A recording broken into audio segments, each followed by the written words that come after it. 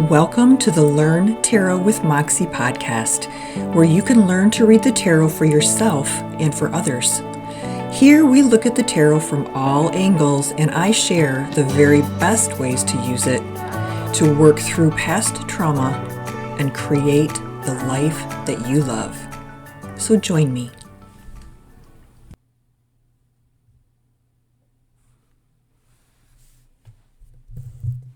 Hello, everyone. Welcome to another episode of the Learn Tarot with Moxxie podcast. It's Michelle, and I am so glad that you are here with me today. This week, I am sharing some personal insights about myself, about Moxxie, and about why I'm doing what I'm doing. So stick around if you want to get into a little bit of my psychology and what it is that sort of prompted me, and why I'm here, why I am sharing this podcast information with you guys. Just a quick announcement. I wanted to let you know that I'm so excited that the court card workshop is now available on the Moxxie Coaching website. It is a $19 course that will walk you through creating a better relationship with the court cards, to essentially not say, oh crap, when you look down and see 5 court cards in a 7-card reading, right? That kind of feeling. So if you are someone who freezes when you see the court cards, or someone who groans inwardly when you see them, hop on over to Moxxie Coaching website and check out that course. There is additional information about what you can expect to learn from the course if you want to check it out. Also, wanted to remind you that if you're interested in me doing a free reading for you on the air, head over to the Moxxie Coaching website and fill out the contact form. The contact form is the form that we're using for the free reading that we're doing on the air. And the pop-up form for the free reading is the one that I just do randomly, where I will, usually quarterly, depending on how many people go ahead and submit, we'll just do a drawing for a free reading. So there are 2 different options there on the website. Number 1, if you're interested in me doing a reading that other people can hear, of course, completely privately, but if you're willing to allow your reading to be used as a learning experience, then contact me on the contact form of the Moxxie Coaching website. If you just want a free reading because you think it would be fun, you've never had one before, and you want to enter the drawing, go ahead and complete the form that is on the pop-up that comes up on the right side of the screen. And lastly, if you have any random questions, you can contact me. You can shoot me an email. That information is on the show notes. You can also follow me over on Quora, Quora. On Quora, I have a Learn Tarot with Moxxie space that is dedicated to tarot. Just another opportunity for me to get out there and to interact with folks. So if you have any interest in that, take a visit there as well.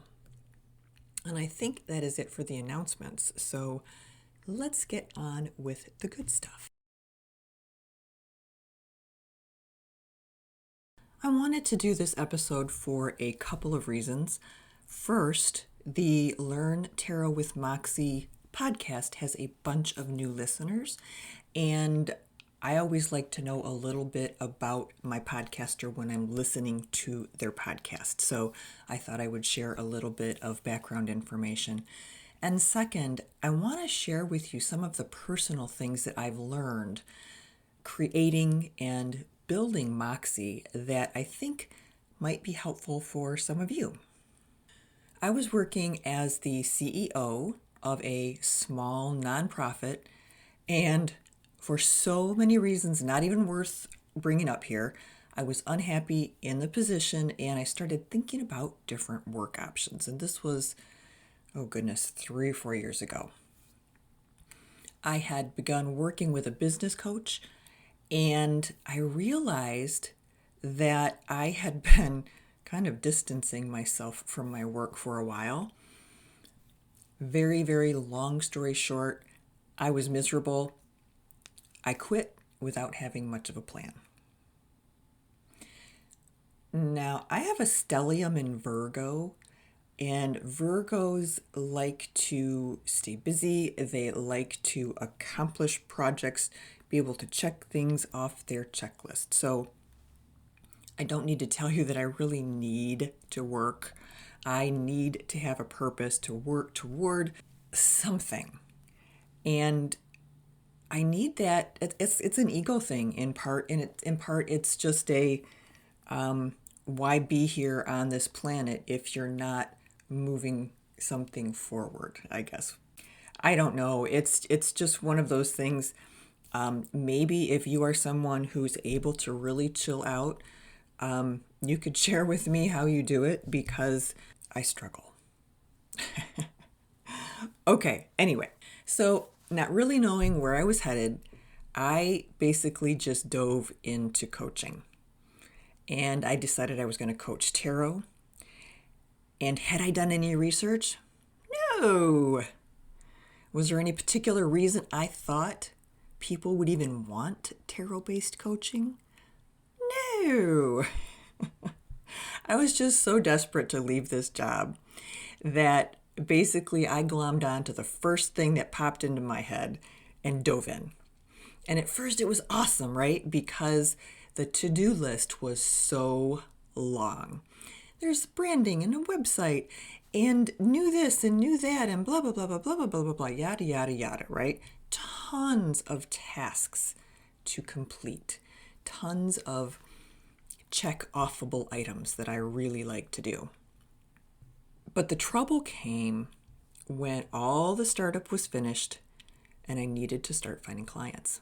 I am very confident in my ability to be a great coach. A lot of my career was spent coaching, mentoring people in business and in education, but I look back at myself and I laugh for even thinking that I am the type of person who wants to put themselves out there in the way that you have to put yourself out there to become a life coach. I would have to market me. I am the product, right? And I just didn't have that confidence, right? I didn't see myself as being able to do that marketing, and it held me back. I was uncomfortable doing it. At the very beginning, I hated video, and I still don't really, really love it, but I absolutely hated video. Wasn't a real big fan of audio.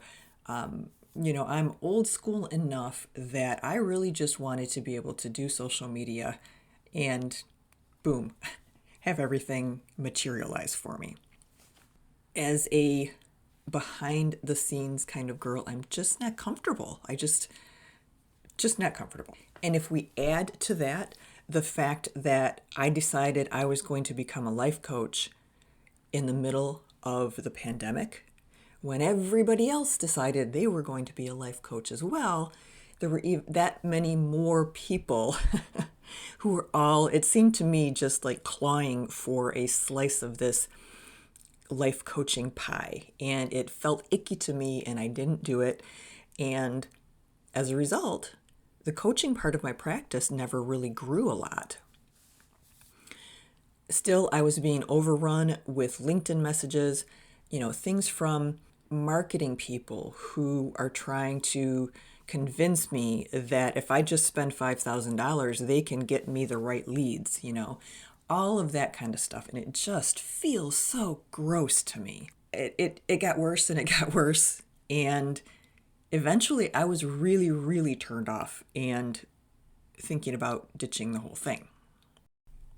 I started the podcast because it seemed like the logical thing to do, and I actually had fun teaching the tarot. Still slow, struggling to get noticed, right? That kind of thing. Once all of that energizing work was done, right? All of the startup work that I loved was done and things weren't flowing the way I wanted them to, I started to question my decision. And even though I had been working on the podcast and I was enjoying the podcast, I still just felt like I don't know if it was worth all of this. But what I kept going back to was that I was finally learning to create my own reality. And not like my own reality that's different from everybody else's. What I mean is I've been learning how to maybe manifest is a better word, although I don't really like that because I think it's overused. Regardless, I have learned to I've created a process for myself that has allowed me to get to know myself better, that has allowed me to really look inside. And what I have realized is that this isn't easy. It's not going to be easy. It's still so much better than going back into traditional work world for me. I did that. I spent my years doing that. These days, I am leaning on my strengths. I'm teaching, I'm doing course development with coaching as a bonus, right? That's a part of what I do, but it is not the only thing I do. The podcast is growing, and thank you so much to all of the new listeners. The classes are coming together. Court card class is going to be out pretty soon. I just finished the video yesterday. You know, I've worked through the kinks and made a lot of changes to the original Moxxie coaching. And so in addition to sort of sharing with you my journey and, letting you know that Instagram is a big fat lie and it's not all easy and we don't all sit around, looking perfect all day in the perfect set and, coach people to have better lives. It's just right. It's not the real world.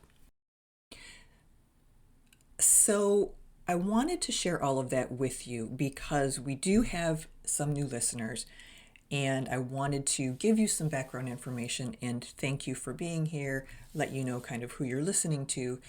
But I also wanted to share it because it was such a learning process for me. It still is a learning process for me, but I found it so valuable that I really want to share it with you. The first thing I want to share is that it took me a while to realize that I was not being authentic to who I am when I was putting Moxxie together. And I certainly hadn't been authentic to who I am for the past probably 20 or 30 years. I should have gone into art.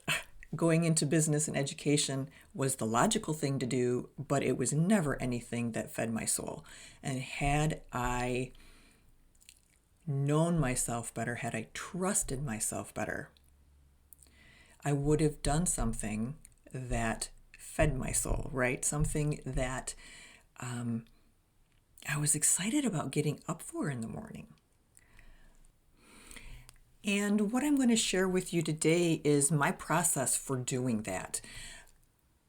And as I become more comfortable with being my authentic self, with letting others see my authentic self, my life continues to grow and blossom. So how in the heck do I do this? This is what I've learned. I have learned that by slowing my thoughts down to the point where I can actually consider them, both the good feelings and the not so good feelings, allows me to get to know my inner self and my higher self and my inner child. I feel like I am becoming my authentic person through this process that I'm using, which is essentially a meditation reflection type of practice. It is not difficult. It doesn't take long, but I have found it to be really, really impactful. For me, learning to slow my feelings down, slow my thoughts down, slow everything down to the point that I could actually examine and consider and feel all the feels, right? Feel the good feelings, feel the not so good feelings.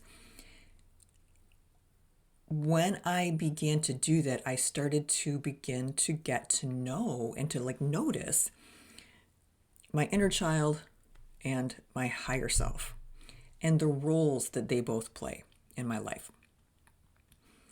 Through meditation, I have worked on actively cultivating love for myself, for my childhood self, for my adolescent self, for me through every phase, every transition, every difficulty and joy, literally sitting in meditation with my inner child, holding her hand, letting her cry, letting her work through whatever it is that's there for her at the moment, and helping her to feel safe and loved and worthy. And is this easy? No, it's not, especially when you get started, because when you get started, it's likely there's some things that are going to come up. But those are the things that are going to benefit you to work through, to, if not release, to at least loosen their grip on you and get that process started. I have also developed a relationship with my higher self. And it's her I look to when I need support, a confidence boost, a you got this girl kind of thing, right? And I also look to her for guidance about learning to get comfortable taking up more space in the world and not apologizing for doing that. I was not allowed to take up a whole lot of space as a kid. I was not encouraged to take up a lot of space. And as a result, I never have. And I've always been uncomfortable, what I would consider seeking attention, right? Which is exactly what I've been trying to do for the past 2 years and exactly why I've been so uncomfortable. It's also helped me realize that there is an energetic balance that I need to create for myself between pushing, driving, forcing, girl bossing Moxxie to grow, and paying attention to what the energy feels like to be in a space of allowing instead of a space of forcing. My Virgo stellium wouldn't let me slow down long enough to actually sit and consider and mull things over. So it was through meditation that I learned to relax into the fact that Moxxie was not going to be an overnight success, that most strong businesses take a while to mature. And once I started connecting with, my girls, my inner child and my higher self, even for just a couple minutes a day, things began to shift. Now, I am a skeptic, which seems kind of funny for such a woo person, but there are parts of me that want the data, that want the science, right? I haven't talked about it on the podcast much lately, but I want the quantum physics explanation of how tarot works. I haven't been able to completely get it yet, but that's the kind of person I am. So I wouldn't put this stuff out there if I hadn't tested it myself. Let's look at the practical steps of doing this, right? Okay. On a daily basis, you are going to commit 10 minutes to yourself. That's a gift to yourself that you deserve, that is going to help you reconnect and start to really look at who you are, who you were, who you want to be, and how you want to feel. So there's nothing prescriptive about this process, right? Take the core process and use it. Add as many embellishments. Add a scene in your head. Add whatever it is you need to add to make this process a workable process and something that you come back to. So don't make it cumbersome. Don't make it such a big deal. I mean, this could even be something that you do first thing in the morning before your brain starts to really kick in, or last thing at night as you're getting ready to go to sleep. So you are in your relaxed state, whatever that is, and you're ready to begin. So the first thing I want you to do is I want you to check in with your inner child. I want you to see if she needs anything. Is she worried? Is she sad? Is she upset? The inner child is the part of us that in a lot of ways is, it's kind of like the ego. It's there to protect us. It's there to say, oh, I'm not sure you should do that. That might be dangerous. Or, oh, are you sure you want to do that? You might not be good enough to do that. And then you would be embarrassed and, oh my God, da, da, da, da, da. So this inner child is sort of a combination of all of those things, all of those ego things, all of those brain things, with literally, the injured inner child that we all have from childhood. Things that we all have, things that we look back on as childhood trauma. There's no right or wrong about what is considered childhood trauma. I mean, it could be you lost a parent. It could be you were a sick child. It could be your parents were absolute shit. There are a lot of things, and a lot of us have some things that it would benefit us to take a look at from that phase. Now, if you want to, on a regular basis, dig into this, that's pretty much called therapy. And I am not suggesting that you don't do therapy, but I don't want you to think that this process is that heavy or that big of a commitment. It's actually an easier process, in my opinion, and a lot more effective. I spent a couple years in therapy, counseling, whatnot, and honestly, I have really, really learned so much more on my own. But that was just me and the particular counselor I had, which I was not real thrilled with. Okay, so you're checking in with your inner child. You are saying, hey, how you doing today? What's going on? And you're not saying, are you worried about something? Are you sad about something? But you're just checking in and saying, hey, I'm here. I'm the grown-up. I got this. You don't have to be afraid of anything. You don't have to be worried. Here's your coloring book and some new crayons, and just have a good day, Let me give you a hug. I understand. I understand that you're upset, or I understand that you feel this feeling so deeply, right? Check in. Let it flow. Open it up. It feels very, very silly at first. And you might find yourself sobbing, either with happiness or with sadness or with happy, sad tears, right? It's a worthwhile practice. So that is your daily check-in, just a couple minutes with your inner child, making sure she doesn't need anything, making sure there's nothing in there that's going to blindside you later on in the day that you haven't considered.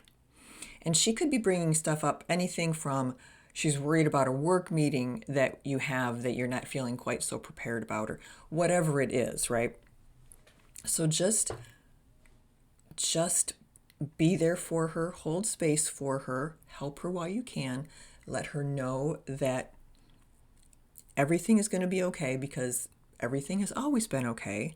We keep waking up, we just keep doing our thing. This check-in allows me to more clearly identify how I'm feeling that day. And that can be so helpful in getting stuff kind of cleared out of the way and off my mind.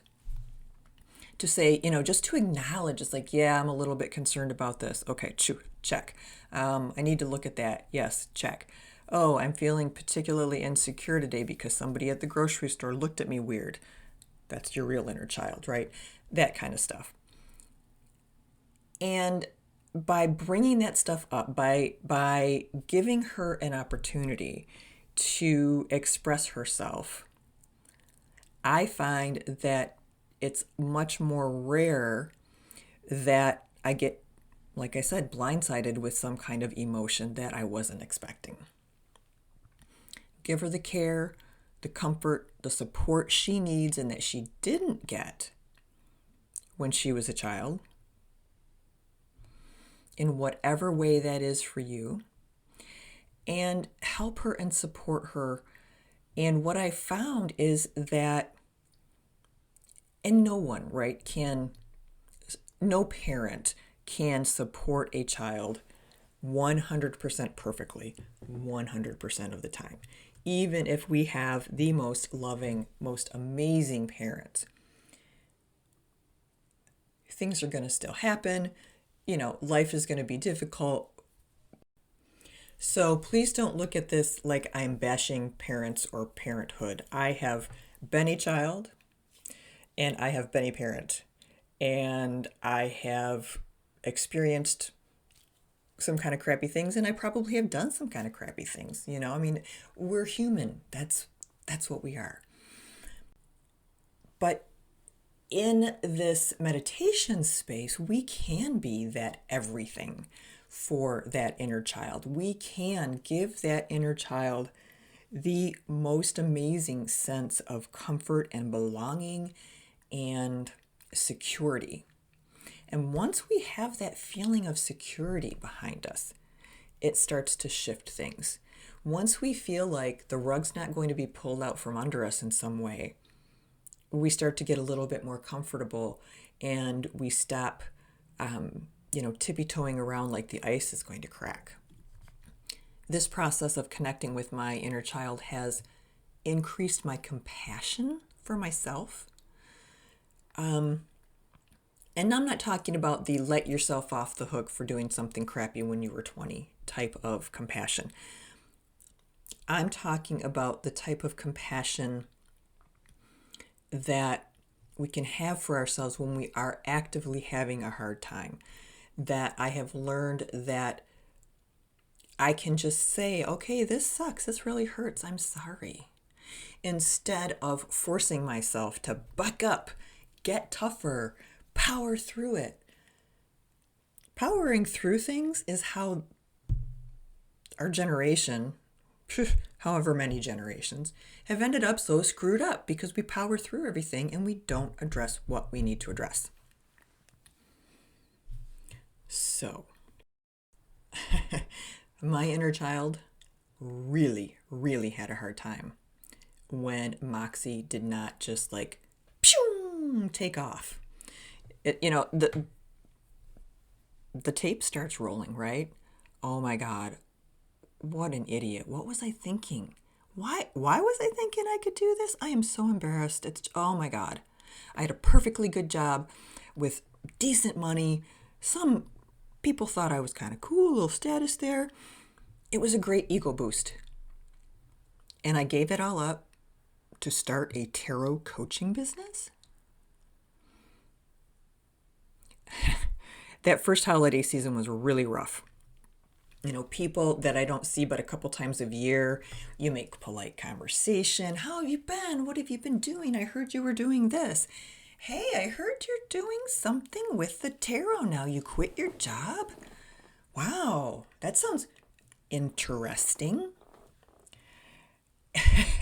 I spent so much time trying to explain the tarot to people who thought I was either a complete woo-woo space cadet or worse, an affront to Christianity or something. I spent a lot of time. And I finally got so tired of defending what it is that I do, that I am trying to share and accomplish. That's part of what drove me to figuring this stuff out, right? It's like, I hate feeling like a poser and pretending I'm something I'm not. But when we're authentic and we are who we are, sometimes it's really hard to own that.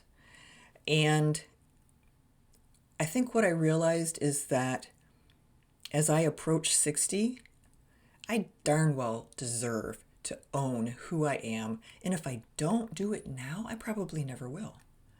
So here I am.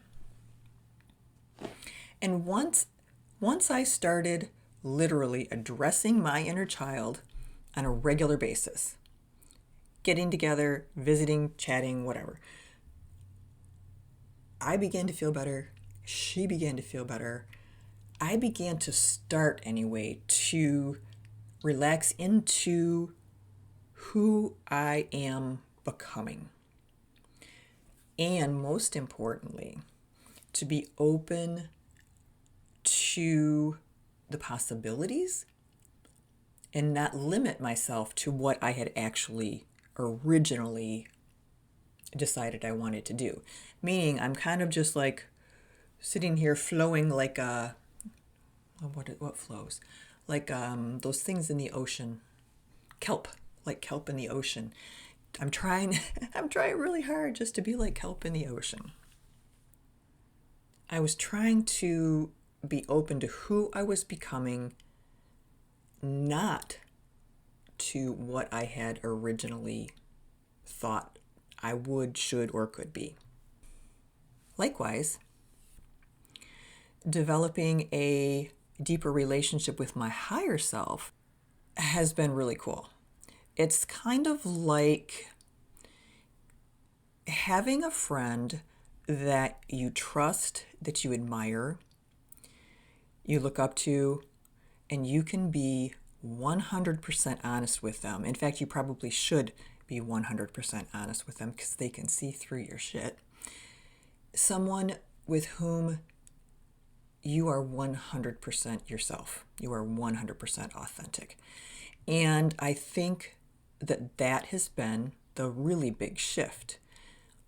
By visiting with my inner child for a couple minutes every morning and by touching base with my higher self, I've been able to relax into kind of erasing the society-defined version of myself and learning to figure out who I am more organically, to have unconditional love for the meat suit me, the me that is talking to you now, the me that is in this body, the me that moves around in this world.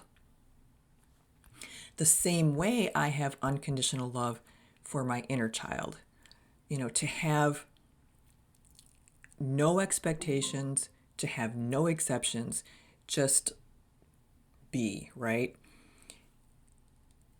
And clearly it's not possible to be 100% authentic ourselves all the time, but I think it's something to aspire to.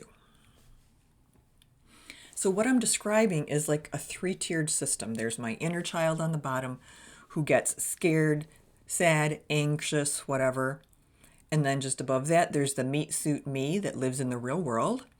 And then at the top, there's my higher self part of me that has been with me through every lifetime, through every growth edge, through every part of me that has wisdom of past lives and has the benefit of being able to see kind of the universal picture, right? I can't see the big picture. My higher self can see the big picture, and she can see all of the big pictures from my past. So she really knows what I'm supposed to be working on, what I'm supposed to be focusing on, And she knows me better probably than I know myself. So why not develop a relationship with her and benefit from it? Now, figuring out that I wasn't being true to myself was one thing, but figuring out how to do something about it was different. I did not know where to begin. And so what I did is, rather than imagining how I wanted my life to look, because I'm really good at planning. Do I want to have this job and live in this place and have this much money and this type of friend and be a granola mom or whatever.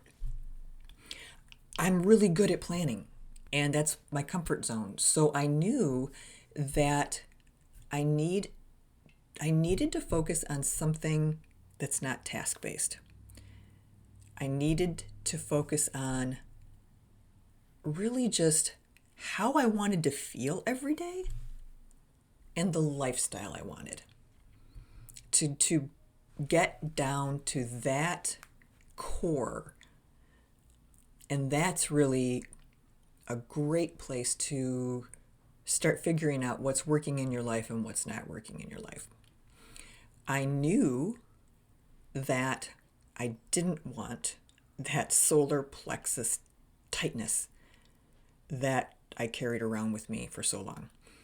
I knew I didn't want anybody to tell me what to do, when I had to be there, or how I had to be. I didn't want to commute. I didn't want to, right? But I did want to have a life of more relaxation, have a life that felt like it was a bigger contribution, to have a life that allowed me the flexibility to do the things that I enjoy doing. That's what I started to focus on. And that's when I realized that I had never really wanted to be a coach that works with people to solve their problems. I want to be a coach who teaches people to create a practice around coaching themselves and supporting themselves. My goal is to help people learn to look inside for some of the answers in a comfortable, relaxing, and nurturing way. Now, again, don't get me wrong. Coaches, traditional life coaches, therapists, all those folks are amazing, and we really need those folks. But they don't work for everybody, and they don't work all the time. So sometimes when we're 4 days away from our next appointment, it's nice to be able to kind of figure out your own shit a little bit and get through those days until you get to the chance to where you can speak to your therapist or whatever. My goal is to have you become more dependent on yourself for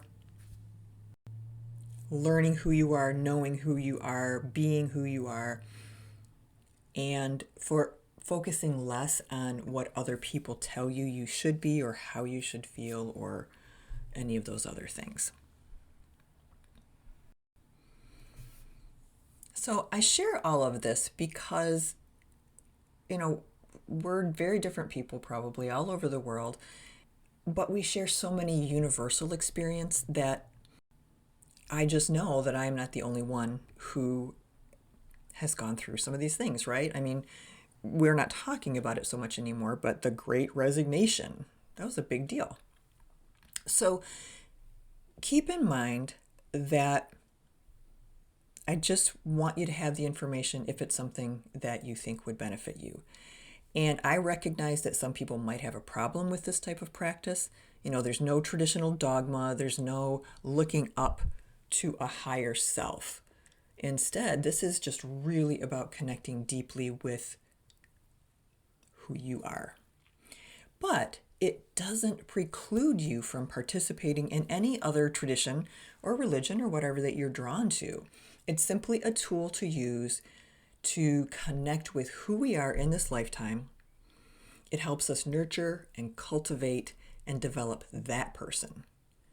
And that person, in my opinion, actually has easier access to the divine because they begin to see the divine in themselves. Do I have it all figured out? No, hell no.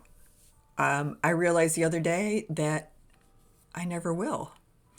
And I'm becoming accustomed to that idea, right? I'm finally starting to understand what people mean.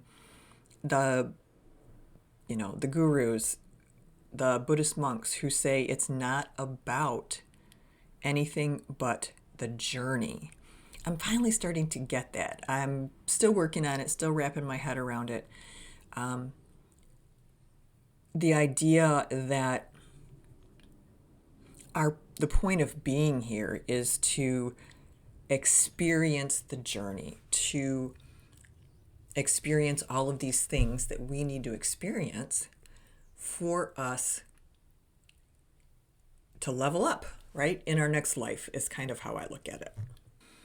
So I realize that this is not going to stop, that this is work that I will always do. And honestly, the more I do it, the less it becomes like work, and the more it becomes almost like, oh yeah, cool. I get to sit and just be with my people for a half hour or however long it is you decide to do it.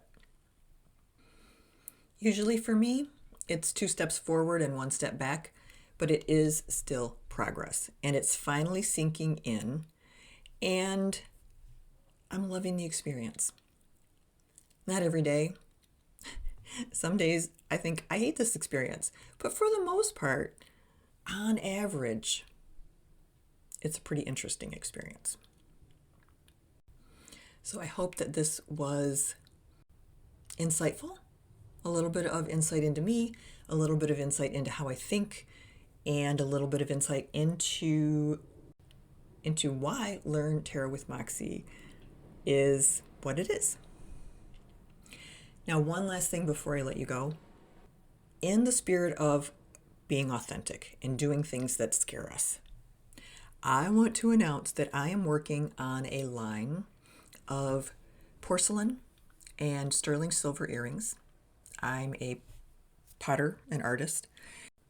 This is my first foray into selling my art, and I am scared to death, but I'm also super excited. So I'm letting you know, as much as a way to hold myself accountable to actually making it happen, and to not let my inner child's timidity, drag me back. The plan is to start posting pictures of my past art so you guys can see kind of what I've done in the past. It's kind of a coming out of the closet of sorts. And the process, at least right now, is more for me than it is for anything else because it is scary and it's a step forward. But I will let you know how it goes. I will keep you updated on my personal journey with my art. Moxxie's not going anywhere. It's just a side thing. But all to say, life is challenging. Be kind to yourself. Get to know who you truly are at your core and take it from there. If you enjoyed this episode of the Learn Tarot with Moxxie podcast, please remember to like, subscribe, and comment. It helps other people find us when you guys are vocal about who we are, what we are, where we are, and what we offer. Remember too, if you want to submit a question for a tarot reading, you can sign up on the Moxxie website, and there will be a link in the show notes for you below. Those questions are questions that I will consider for using as example readings during podcast episodes. Of course, everything is 100% confidential. There will be no hints or tips about who you are, but it would be a way for you to get a question answered by me and share a learning experience with everyone else. So if you are interested in doing that, in that free reading, please head on over to the Moxxie website where you can sign up. And again, there will be a link in the show notes below. Remember too that the website has a ton of resources and freebies that are available to you that will help you on your tarot learning journey. And lastly, if you want to stay up on the nitty-gritty of what's going on at Moxxie, I invite you to be a free member of the Moxxie community. You just need to pop over there, sign up. I know that we don't always catch every single episode, and signing up will mean that when there is a new course announced, you will hear that. When there is a new blog post that I am particularly pleased with, I will send that as well. You have my word that I am not an over-emailer, because I really do not like over-emailing, and I don't like reading through tons and tons of emails that just seem to be sent for the sake of being sent. So I promise I will not do that to you. So those are some ways to stay connected with Moxxie and ways that I invite you to join the community.